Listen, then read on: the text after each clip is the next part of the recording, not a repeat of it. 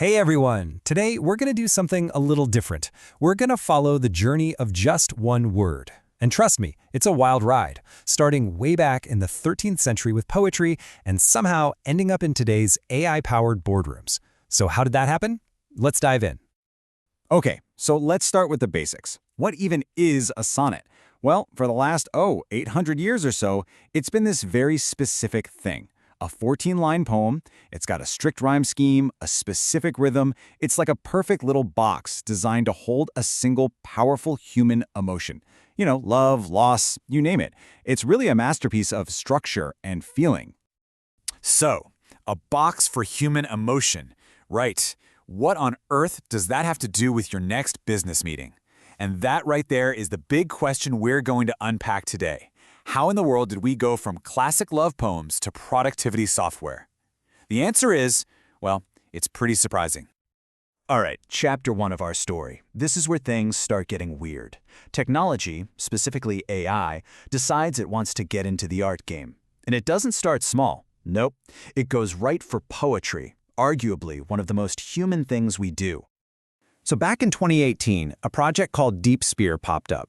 The whole idea was to answer this massive question: can a machine actually be creative? What they did was, they took a neural network and just fed it a mountain of classic poetry, about 2,700 sonnets, to see if it could learn to write like Shakespeare.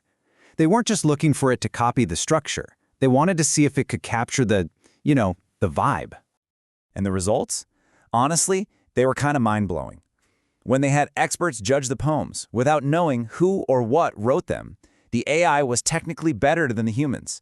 Its rhymes were more perfect, its meter was spot on.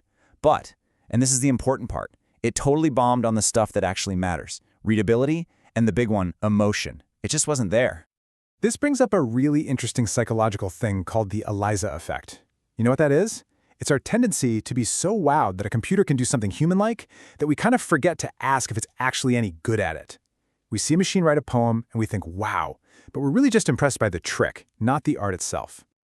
Okay, so an AI can write a poem, or at least something that looks like a poem. But can it understand one? Can it feel it? Now we're getting to the really thorny part of the debate. If you look at discussions online, people are totally split on this. On one hand, you've got folks saying AI is an amazing co-pilot for reading. It can help you spot literary tricks, maybe give you a different angle. But on the other hand, a lot of people, especially in academia, are waving a red flag. They're saying the analysis is super shallow. The AI will say a line is emotionally charged, but can't tell you why. It completely misses the big stuff, like sarcasm, irony, the things that make poetry, well, poetry. And that really hits the nail on the head, doesn't it? The problem is that AI poetry is disembodied. That's a great word for it. It's like a photograph of a meal. It can show you what it looks like, but it can't tell you how it tastes. The AI can recognize the patterns of joy or sadness in text, but it has zero lived experience. It doesn't know what those feelings are. But hold on, because the story doesn't end there. In fact, this is where it takes a massive plot twist. The Sonnet's journey with AI isn't just about trying to create art. We're about to leave the world of poetry behind and walk straight into the modern office. So, I'd like you to meet Sonnet AI. And no, it doesn't write poems, it takes notes in your meetings. Its whole purpose is the complete opposite of poetry, right? Poetry is full of nuance and ambiguity. This thing is all about crystal clear efficiency. They've literally taken the name of an art form and slapped it onto a productivity tool. And people are loving it. I mean, check out this quote from Andy Lee, the co-founder of Keywords AI. He says the notes it generates are mind-blowingly good. It's a game changer because it does one thing incredibly well. It listens to us humans talk, with all our tangents and rambling, and it turns that chaos into clean, organized, actionable points. So how does it work? Well, it's pretty slick. It's not just during the meeting. Before the meeting even starts, it gives you a quick rundown on who you're talking to. Then, during the call, it records everything. But here's the cool part. There's no creepy bot that joins your call. It's invisible. And then after, boom, it spits out action items and can even draft your follow-up emails. It's the whole shebang. But this is probably its killer feature. It literally turns a conversation into data. You can be talking about budgets, marketing plans, partnerships, all that messy stuff. And Sonnet AI just translates it directly into structured data that goes right into your CRM. No more manual data entry, it's pure, unadulterated efficiency. Okay, so you're probably thinking that's one company. But this isn't a one-off. The name Sonnet is actually becoming a trend. It's turning into a brand name for AI that's supposed to be smart, structured, and super efficient. For example, just recently, one of the biggest names in AI, Anthropic, launched their latest model. And what did they call it? Claude 3.5 Sonnet. That's not a coincidence. They're trying to tell you something with that name, that this model is like a poetic sonnet. It's compact, it's elegant, it's powerful, and it's fast. And when we say powerful, we're talking about a whole different level. This model has over 175 billion parameters. We're so far beyond writing poetry here. This thing is doing graduate-level reasoning. It's writing complex code. So now, the word sonnet doesn't just mean a 14-line poem. It implies this massive, brain-bending computational power.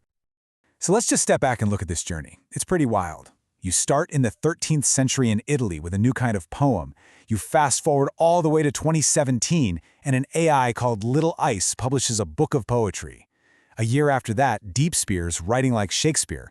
And now, in 2024, Sonnet is the name on the box for some of the most advanced AI and productivity tools on the planet. What a transformation. So, what does this all mean? What's the bottom line? Well, it seems to be this.